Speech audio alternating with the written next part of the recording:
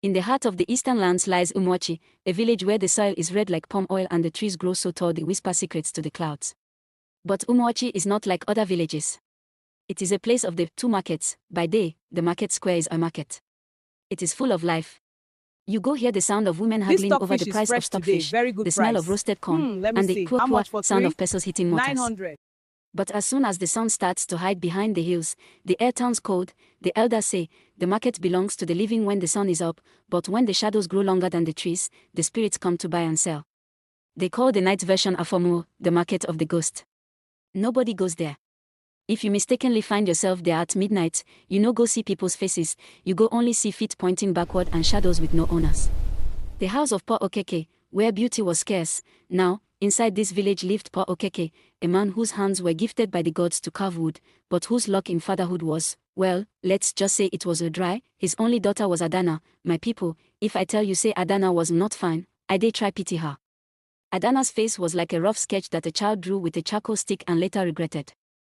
Her nose was too wide, her teeth were struggling for space in her mouth, and her skin was as dry as a desert leaf. While other girls like Chidima and Gozi were tying fine wrappers and attracting suitors like flies to honey, Adana was always in the background, cleaning the soot from her father's carving tools. The village boys were wicked. If Adana passed, they would sing, Adana, the girl with the face of a mountain. Even the masquerade is finer than you, the seed of greed, Adana. Heart was not made of stone, it was made of glass, and the village people were throwing rocks at it every day. One evening, Poor Okeke saw her crying behind the yam barn. He sighed, his old bones creaking. My daughter, he said, listen to me. A person who is short does not hang his bag where a tall man hangs his. Stop looking at the other girls. Your heart is your beauty. Adana wiped her eyes and hissed a long, bitter chiwu. Papa, keep your proverb. Is it heart that will make the chief's son marry me? Is it character that will buy me the lace wrapper I saw at the market? I am tired of being the village joke. That night, the wind blew with a different kind of strength. It carried the smell of the Afomu, the spirit market, right into Adana's room. She stood up, her eyes dark. She had heard the rumors. People said if you can brave the darkness and enter the market of the ghost, you can bargain for anything, if you have the liver to pay the price, as our elders say. The bird that decides to fly in the rain must know that its wings will become heavy. The trek into the forbidden mist, the moon that night was not white, it was yellow like old palm oil, hanging low over the trees. Adana tied her wrapper tight around her waist.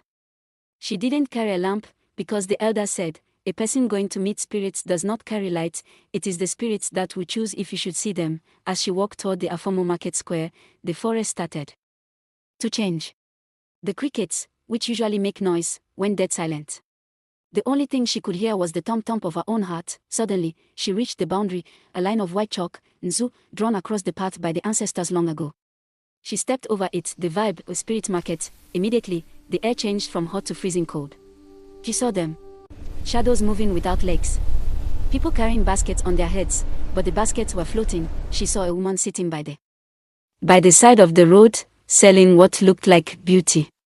But as Adana got closer, she saw that the woman's neck was long like a giraffe's, twisting around to look at her from behind. Daughter of Okeke, the spirit woman hissed. You have come. The chick that follows the hawk is tired of life. Why are you here? I want to be fine. Adana shouted, her voice shaking. I want the face that will make men forget their wives. The spirit woman laughed, a sound like dry bones rattling in a